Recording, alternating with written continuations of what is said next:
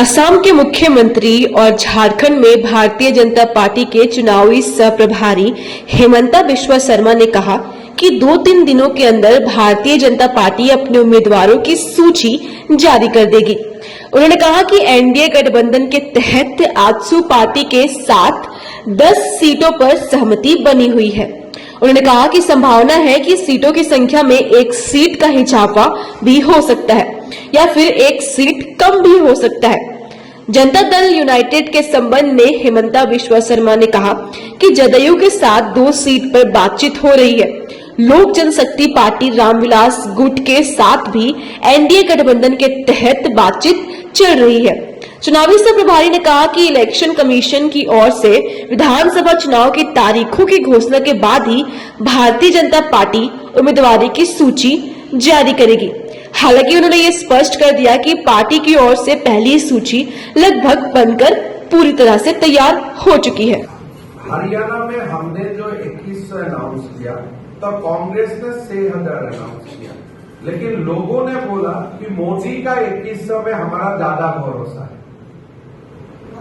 आप अभी हरियाणा में देखो, पहले कांग्रेस ने 2000 बोला था, हमने बोला हम 2100 दूंगा।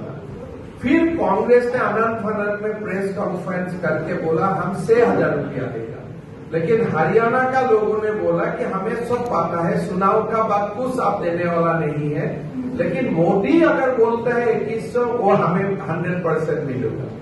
तो हमारा गोगो दीदी स्कीम 7000 माताओं ने फॉर्म फिलअप कर चुका है, डाटा एंट्री हो चुका है, और हम सबको अभी रिप्लाई भी कर देता हूं कि हम लोग कमिटेड है आपके लिए।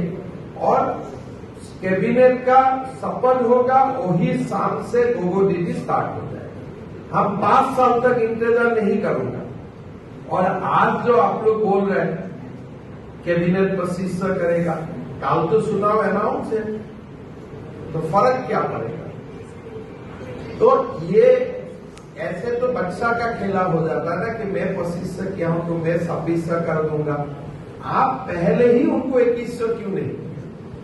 अगर आपका पास संसाधन था, अगर आप 2500 कर ही सकता था, तो 1000 से क्यों शुरुआत किया? क्यों माता लोगों को ठगा आपने? अगर आप इतना दिन बोल रहे पर डेली पैसा नहीं दूंगा तो मैं 2000 नहीं कर पाता। अभी आप बोल रहे नहीं मेरा पास संपत्ति है, मैं 2500 कर दूंगा। तो पहले क्यों माता लोगों को ठगा आपने 1000 देके? क्यों 1000 का सम्मान यात्रा निकाला आपने? कल तो हम ये आपको क्वेश्चन करूंगा कि क्यों माताओं को जब आप 2500 रुपया देने का आपका पास संसाधन थे, तो आप 1000 रुपया से इनको क्यों 1000 रुपया क्यों दिया? माता को क्यों ठगा? अब बीजेपी जब तक आपको हरकत में लेके नहीं आया, तब तक आप तो हरकत में नहीं आए। तो इसीलिए ये सब ठगने वाला व्यवस्था है, लेकिन मोदी का गारंटी जेन्युइन है, 100% है, उसी से काम है। यहाँ हो गोगो दीदी है, ये टेम्पोररी है, लेकिन घर में भैया को नौकरी मिल जाए ना, तो ये स्कीम का कोई जरूरत नहीं हो, ये मैं विश्वास करता हूँ। और झारखंड का कोई युवाओं ने ये ट्वीट में लिखा है, फेसबुक में लिखा है, मैं पूरा समर्थन करता हूँ।